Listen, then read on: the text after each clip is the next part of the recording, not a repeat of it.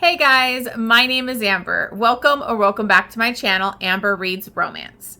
Today I'm going to be going over my mid-month wrap-up for the month of November. So far, for the first half of the month, I have read 15 books. So I want to just dive right in so that this video doesn't go on and on. Sometimes I tend to talk a lot. It is my goal to try to make these shorter videos, but hopefully you're here to watch a longer video with my wrap-ups. So let's just go ahead and dive right into the first half of the month.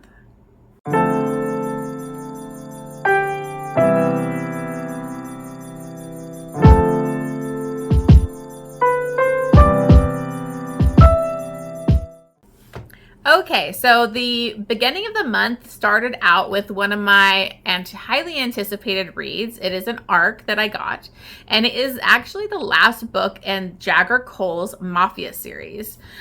This series is Dark Hearts, and this is book number 6. This is Reckless Hearts. So I was very excited to get this book. I was so happy to get the arc.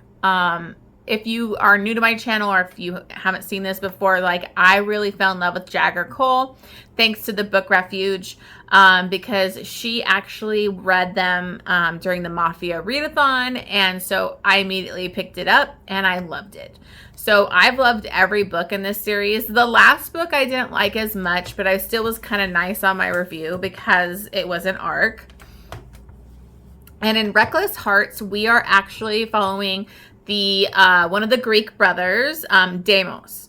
And Deimos, you haven't really seen him in the previous books that much because he is actually running their criminal organization and companies in Europe. He did actually show up in the last book, and he was really kind of intimidating, darker, broody, and so I was very interested and intrigued. Now, this book does kind of have a similar setup with kind of holding something over somebody and making them kind of do stuff sexually with you, kind of like a previous book that was Gavin's Romance, but it's a little different, but I can see some similarities there. So in this, you have Deimos and Dahlia. Now, Dahlia is actually best friends with Callie, his younger sister. But her and Deimos have some bad history together. They actually went to a kind of an elite school for the mafia or different high-powered people. About 6 years ago, they were going to the school together. Something happened, and he basically told her that she needed to be out of his life. He would ruin her. He would take everything away from her. Basically threatened her when this happened. So we kind of don't know what happened in their past. We do get flashbacks, which I really liked how the flashbacks were kind of spread out throughout the book. But basically, Dahlia ended up becoming friends with his sister by mistake. She didn't know that it was Deimos' sister. And then when she found out, they were already really close, and she figured it'd be safe to be friends with her because Deimos was out of country. Well, in the previous book, he comes home for Callie's 18th birthday, and he sees her there, and he is pissed. And so he kind of goes up to her, kind of threatens her, and he decides he's going to stay in New York. He hates New York, but he's going to stay because he's going to give her a little payback and kind of torture her a little bit. Now, she's actually going through a lot. Her mother has a lot of money and companies and, organizations that she runs. And she's going through a bad divorce. And so the guy's trying to get that from her. Well, Deimos happens to buy up a bunch of these companies under a different shell corporation kind of thing. And he also sets it up for her internship that she has to do to be for his company that he just created. And so he kind of lets her know, I own you. If you want your mother's money and companies back, you have to do what I say we don't know how long. I think they eventually settle on a year or something.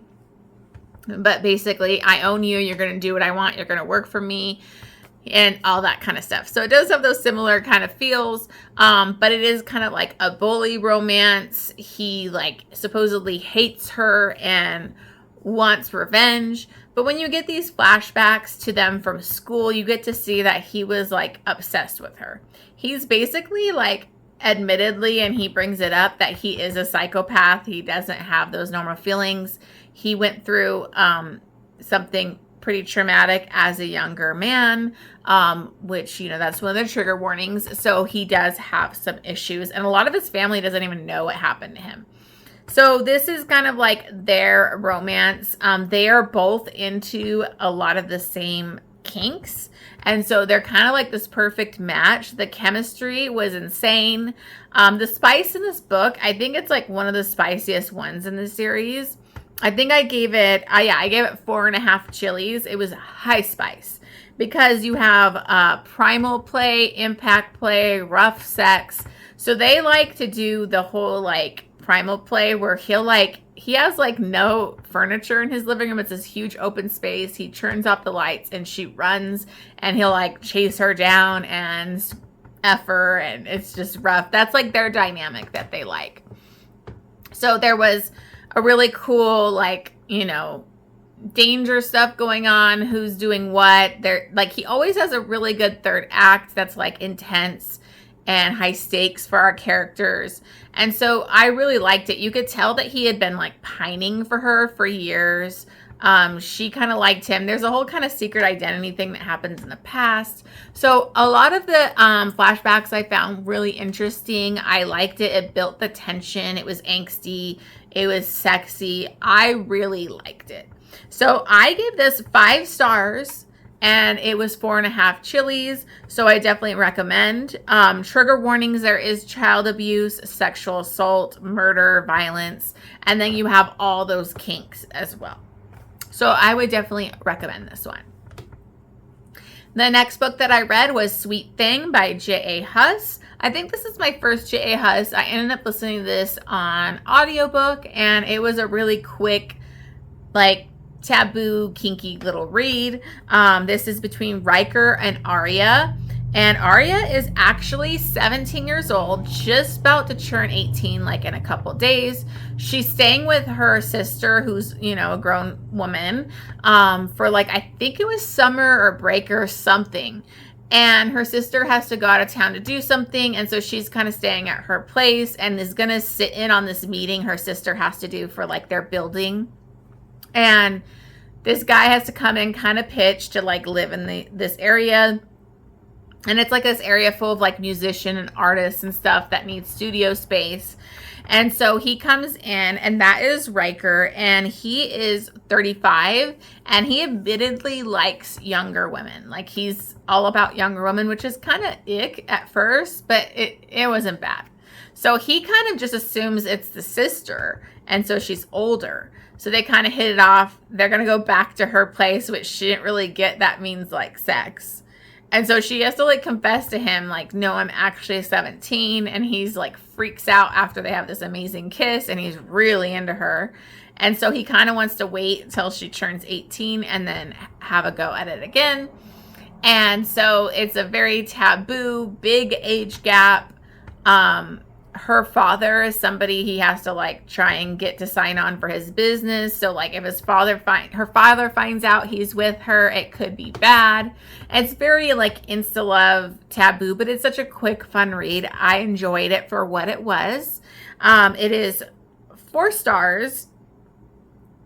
And I did it, it was 4 chilies because it is very spicy. I think there's some butt play in here. I mean, they get after it once she turns 18, he goes after it with her. Okay, so the next book that I read was a audiobook. I got an advanced listening copy, so ALC, for Guarded by the Marshal. This is by Kennedy L. Mitchell. I've never read this author before. This is basically more of like a romantic suspense, which I don't read a lot of those, but I thought it would be a fun book to listen to. And this is the first book in the In Clear Sight series. This is between Max and Rachel. And Max is a U.S. Marshal. He used to be, I believe, a Ranger, so he was in the military. He left the military because he was married and had a kid, and it was kind of like him being overseas all the time was kind of affecting his marriage. His wife wanted him at home. It still didn't work out. His wife's kind of a piece of work, and she kind of like keeps him away from his kids. So he's basically became a U.S. Marshal. So he's not like passionate about his job. It's not what he had really wanted to do.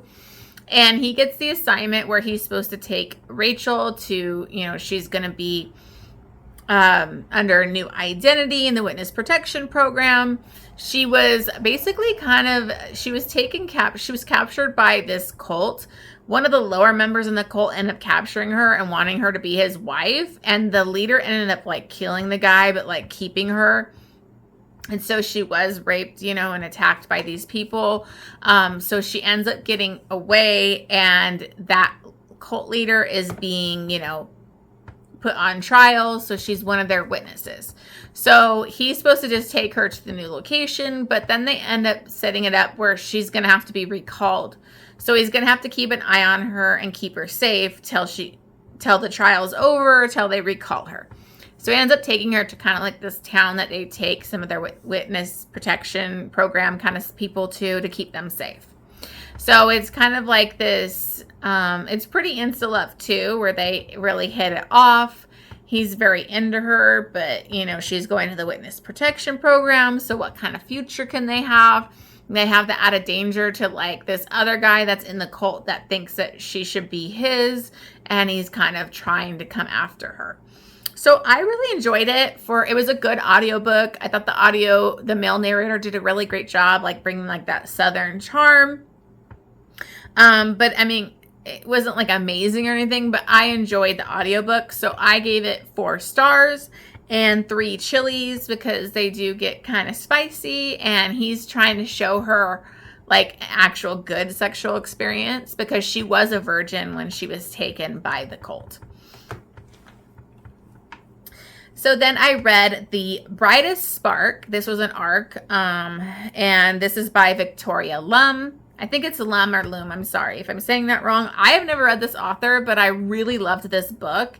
And it's actually book number 4 in the LA Heart series. So I'm very interested in going back and reading the other books in the series. You can definitely read this as a standalone. It didn't hurt me never reading one of the books in the beginning books in the series. So this is between Jack and Sarah. Jack is kind of like it's like the bad boy, good girl thing. They met when they were younger, like in high school, and he was like kind of from the wrong side of the tracks, but he was like a hard worker, but she saw him as like a playboy Casanova type, and that she just was very turned off by that whole thing. He was immediately entranced with her and was like pining after her, but she viewed him as like a player. So she like immediately disliked him and really didn't give him a chance.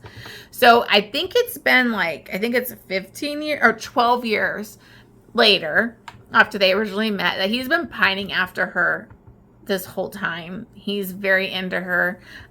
She is like actually gonna, he really worked his way up to be one of these head people of like this club that like deals with, high end clients, and he does whatever the clients need. And it's like a very exclusive club that he helps run. And so he's really moved up in the world and is doing really great for himself. She actually goes to this club a lot, and they have like a thing where you can't date anybody that goes to the club. But she never was interested in him because she viewed him badly. Well, he ends up needing her. She has to do a favor for a friend to like do this photo shoot for like a romance author. Like her main chick fell out to do this. She wants to do this whole series of photo shoot for the covers, and then like videos is like, you know how it is with romance books.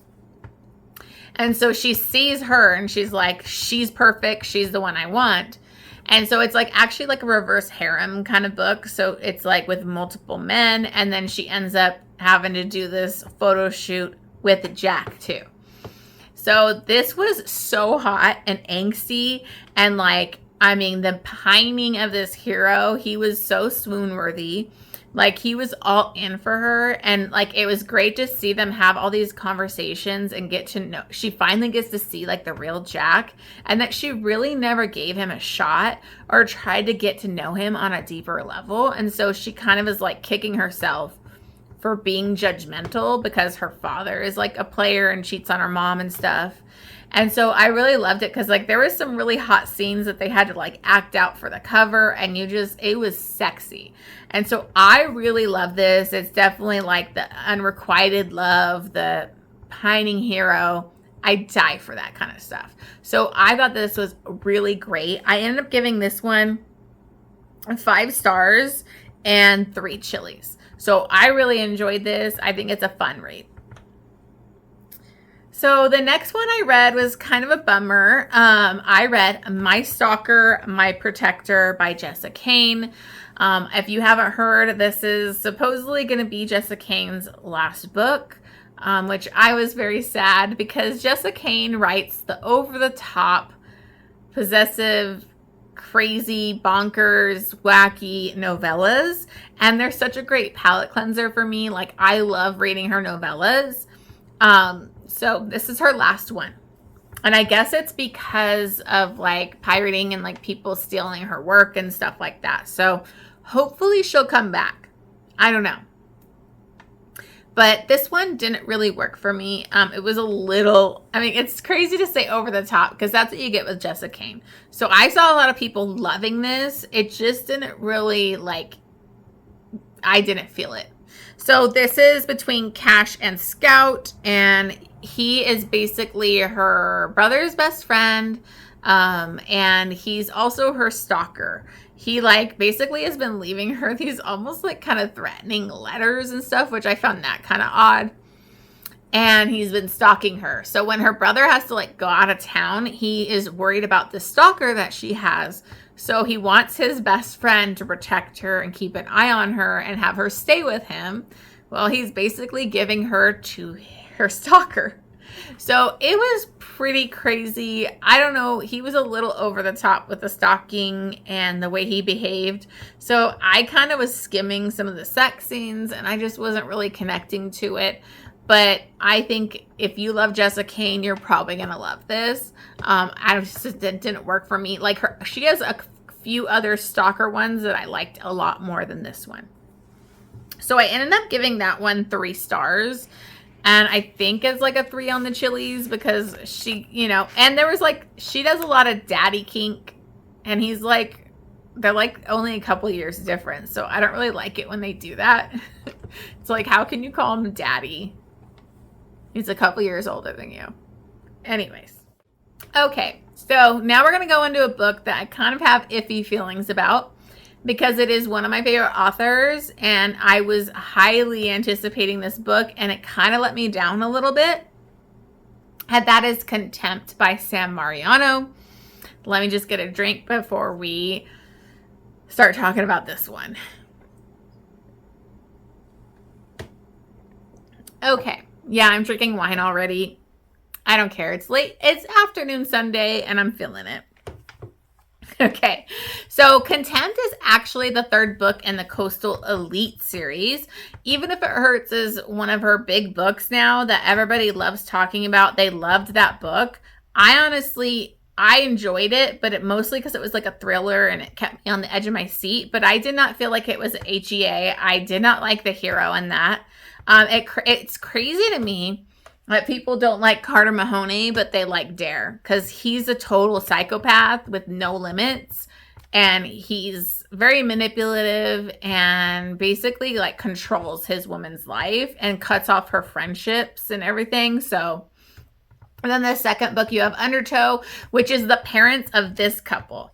So the parents end up falling in love and getting together. They're going to get married. But the problem is that Landon, who is the son of the hero in that book, he has actually been bullying this woman's daughter. So now they're going to be getting married, living together, and she's very worried and concerned about her daughter living with her bully. I mean, Landon's been bullying Parker for years. And so, like, the dad basically lays down the law, like, you better not touch her. You better not do anything fucked up to her, or you're out. Like, you'll be out of this house. So in this book, now we have this situation where it's this forced proximity of you're living with your bully. And he's badly bullied her for years. And now they're living in the same house. The thing is that Parker is hiding his bullying or bad behavior because she doesn't want her mom and his dad to break up. She knows her mom will choose her and move out. And then it's like the first time she's been with somebody in so long. You also have the father. His wife had died. She drowned, and it happened in front of Landon. So, you know, you had known about that. So something probably messed up him, you know, going through that at a young age. And losing his mother. And his dad isn't a bad dad. He just kind of wasn't paying attention and very active in his son's life. So he didn't even know he was bullying this girl till the mother brought it to his attention. So in this book, him and his father don't really have that great of a relationship. They're all living in the same house. Landon is still bullying and fucking with Parker. He's obsessed with her. He's possessive. He's made it possible that she can never, like, she can't date anybody else. He's scared off every other guy. And so it's a kind of effed up situation. So I liked their relationship and the forced proximity, the dub con. You know, I'm here for that when it comes to Sam Mariano. There were just some things that were not great and that were missing from this relationship. Now, if you like Dare, you might like this more, but I did not like Dare. And we were still talking about Dare in this book. So I feel like most of this book was about Parker's best friend, Hannah, who was the friend of Dare's girlfriend. She is the one that he threatened at the end of his book and made sure, like, she's not going to have a friendship with his girl and to stay away from her. He basically threatened her, like, while she was in her bed asleep at night. So most of this book, I felt like we were talking about Hannah. Talking about Hannah's situation where she's living with, like, her stepmom and the evil girlfriend that Dare used to be with that's crazy. And she's kind of like the Cinderella in that house. We spent so much of the book talking about Hannah and her situation and Dare and that, like, it was too much of Sam Mariano setting up her book. And we didn't spend as much time on the fucking couple. Like, literally, Parker constantly talks about Hannah, wants to move her into the pool house. It's just all Hannah, Hannah, Hannah. And then you have Hannah being an idiot that actually reached out to Dare and communicated with him through, like, she DM'd him to ask him a question because he has this tattoo that might represent Cinderella and her. And she literally reaches out to this psycho. And I'm like, I'm over Dare. I want him gone. So it's obvious we're going to have more Dare in Hannah's book, and we're setting that up. So I didn't really like that. I wanted more focus on them. Then you have also, like, we had missing things, like things that I wanted to go over, like what happened to his mother, what I wanted flashbacks or him telling, you know, Parker about what happened to his mother and how that affected him. I wanted him to kind of explain why he bullied her, because it's so stupid that he bullied her. I get it that it's supposed to be he's obsessed with her and blah, blah, blah. And I wanted him to talk to her and explain to her why he did what he did so that she could forgive him instead of just forgiving him and being with him. So they end up getting together, but they have to be secret because they're going to be stepbrother, stepsister. And so they're, like, kind of together. The one thing that I liked about this was there was a hidden thing about something that's going on that I could tell what it was, but I liked that it could have led to a third act breakup, and there was no third act breakup in this book, and they actually, like, communicated. So I actually really did like Landon, and I just wish there was more focused around them, because this is like 500 something pages. I feel like 200 of that could have been cut out because we didn't need to talk about Hannah the whole time. That's just my issues. I still gave it 4 stars because I love Sam Mariano. I still couldn't put it down. It's probably a 3.5. I rounded up to 4 because I wanted more. I just wanted more of them.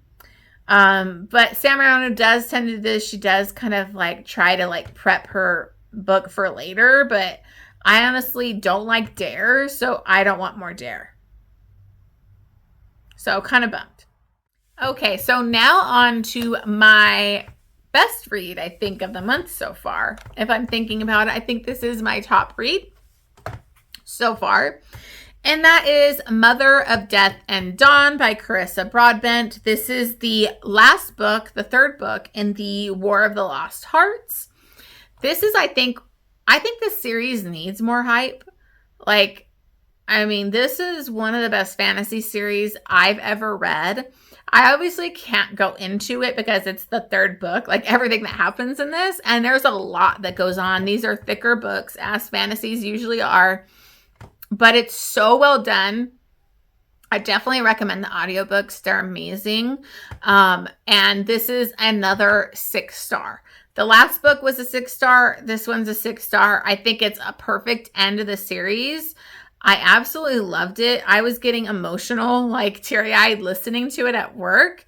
It is so good. This is Tisan and Mac's continuation of their love story and all the trials and tribulations they're going through along with Aoife.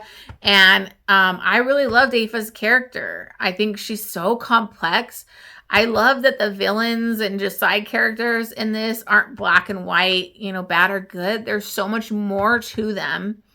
And like her story just like broke my heart. So I loved this book. I can't recommend this series enough. I need to buy it. Like, it's so good. I want to buy it and actually, annotate them because there's so much that goes on. I need to dive into like the physical copies because I listened to them on audiobook and I'd have to go back because it's so many different characters, like the weird names, all the different locations. I wish I had like the map in front of me. So I definitely want to get the books. They are amazing and I highly recommend them. Then I did a fun little read. I read Morning Glory Milking Farm by Sam Nascosta. I have actually heard so much about this book and never read it. But I just read like one of her novellas for the Novellathon. So I thought I should try some more of her books. And this was a delight. It was so sweet. It's kind of crazy. This Minotaur, big dick, like milking him, turned into such a sweet, like cinnamon roll type of romance. This is between Rourke and Violet. And Violet isn't doing good financially. She gets a job at this milking farm. And that's like her job to milk these minotaurs. And I guess they have like elements of them like that they use for, I don't know if it's pills or products or whatever. But also they have to get rid of their copious amounts of fluid. I don't know. So that's her job, but she ends up like really like into this Minotaur who comes and he does that. A lot of them do it too. It's not like sexual. It's like they go because they get money to provide that. And so like this one guy had like multiple kids that he's got to send off to college and different things like that. So he just needed the money.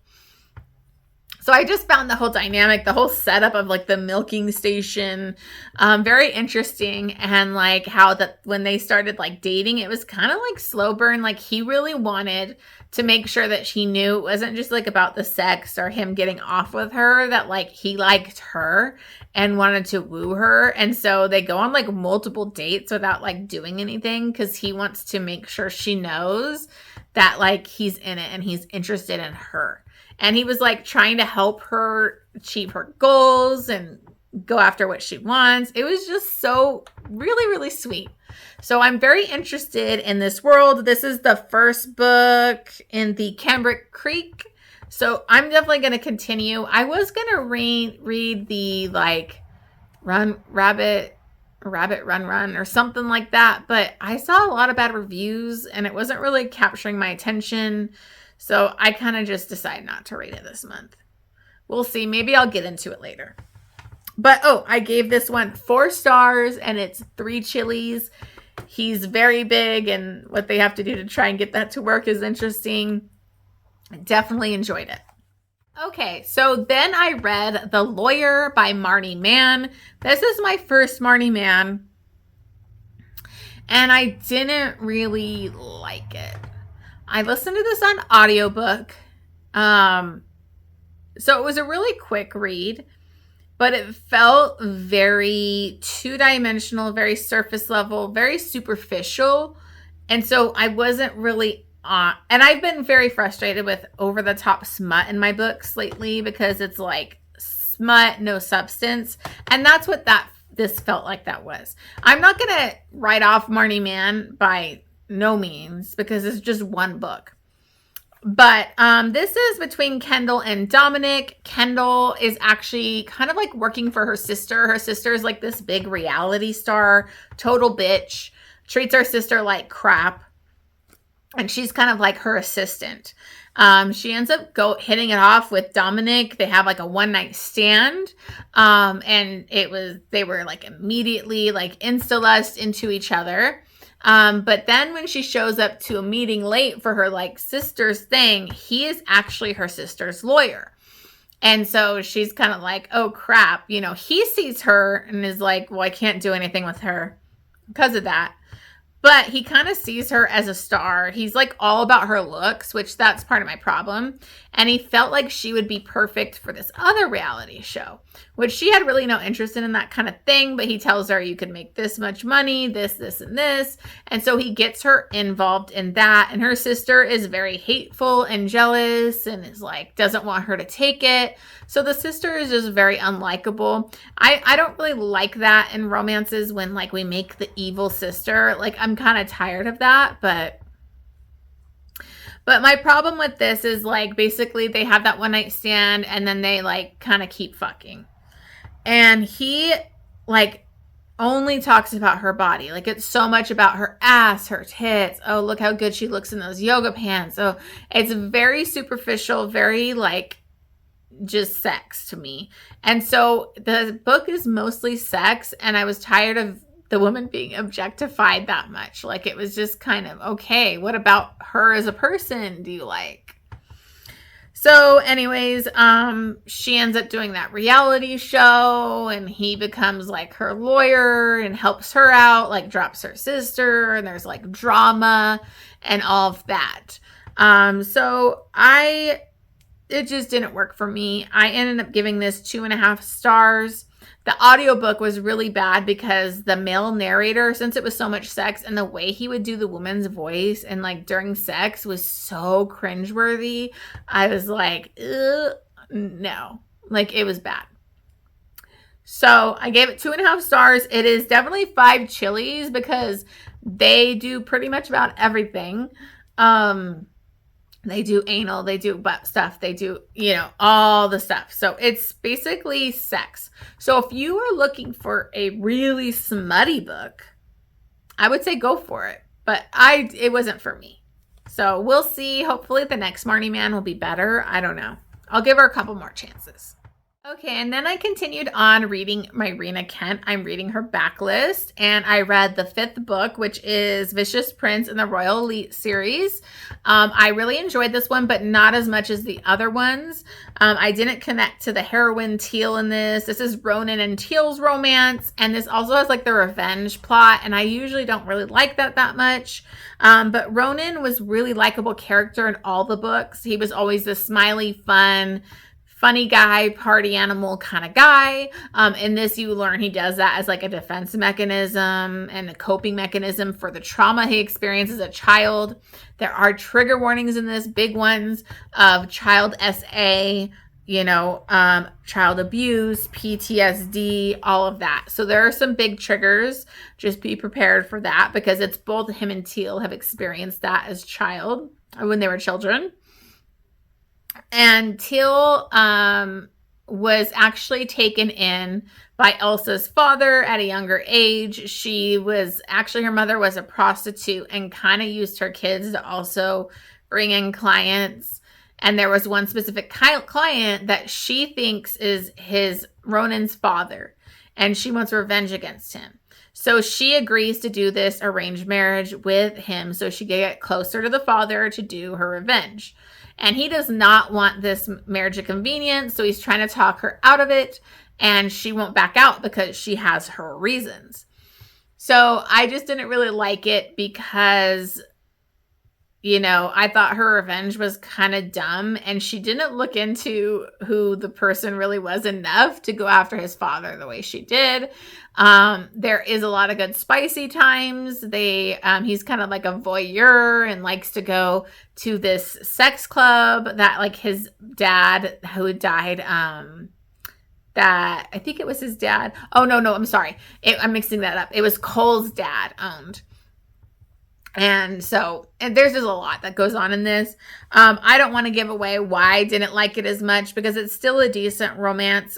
You can watch my vlog. It should be up soon, hopefully, if I'm not taking too long to edit it. I'll be having a vlog go up shortly. I had other vlogs from the other books in the series. I'll try to remember to link those down below. But I ended up giving it 4 stars. I still enjoyed it. It's just the whole revenge thing. And Teal didn't really work as much for me as the other characters. And then it is 3 chilies. Then I read Montana Sanctuary by Josie Jade. I listened to this on audiobook. It is on AnyPlay if you are interested. And this is the first book in the Resting Warrior Ranch.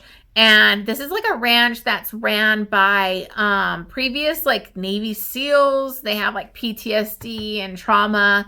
And so they have this ranch that they run and help people through trauma and stuff. So I really like that whole setup. I thought this was an interesting book. This is between Lucas and Evelyn. Evelyn has been on the run for years, going through multiple identities from her husband. He was extremely abusive, like scarred her. So trigger warnings for domestic abuse and like scarring and like wounds. It's just bad. So she's been on the run. She keeps having to like burn identities and keep going because this guy is very powerful. He comes from a powerful family, and like the police didn't do anything to help her. So she doesn't really trust anyone.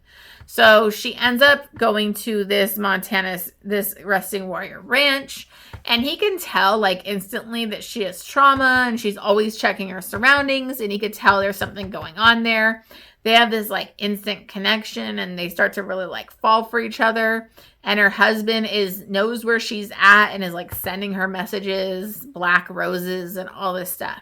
So he really wants to protect her and instead of her going on the run yet again, he is determined to protect her and keep her safe. It's really beautiful because she has a lot of scarring in her body, and she was never been sexual with somebody again. And so the sex scene was really beautiful and moving between them and how loving he is to her. So I really enjoyed this. I thought it was a good start to a series. I gave this 4 stars and 2 chilies because it's not too much spice, but I really liked it. And then obviously there's trigger warnings for the domestic abuse, trauma, PTSD. Then I continued with the Rina Kent series, and I read book 6, which was Ruthless Empire. And I was so excited for this one because it's between Cole and Silver. And Silver was actually the mean girl, the bitch that you hated in the first few books. I just could tell there was more to her, and there were reasons she was the way she was. And so this is her romance with Cole. It's also a stepbrother romance because their parents end up getting together, and that really infuriates them for different reasons. And like Cole always wanted to be with her. He's a very quiet, broody, almost like psychopath type of guy. But he has been like pining and obsessed with Silver since they were kids.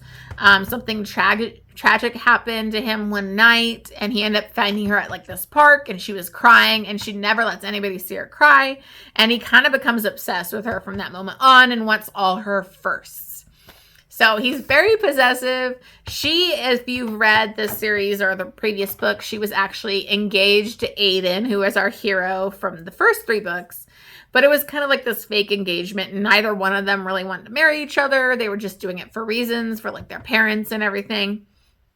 And she also was like determined to keep this engagement going to keep her away from Cole because she's drawn to him, but she doesn't want to be drawn to him.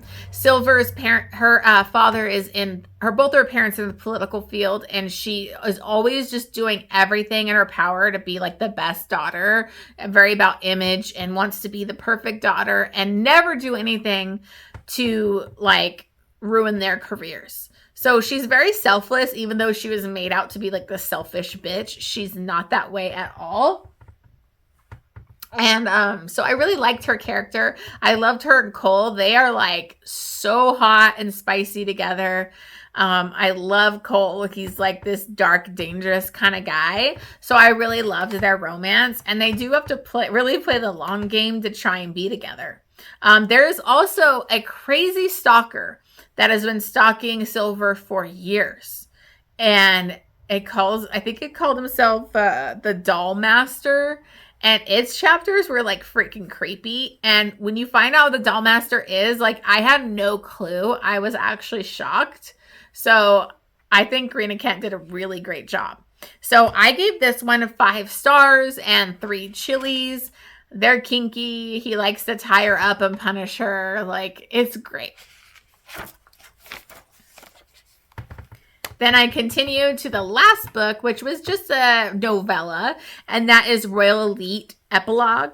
And this is book number 7. It's basically just a bunch of short little stories or epilogues for each character.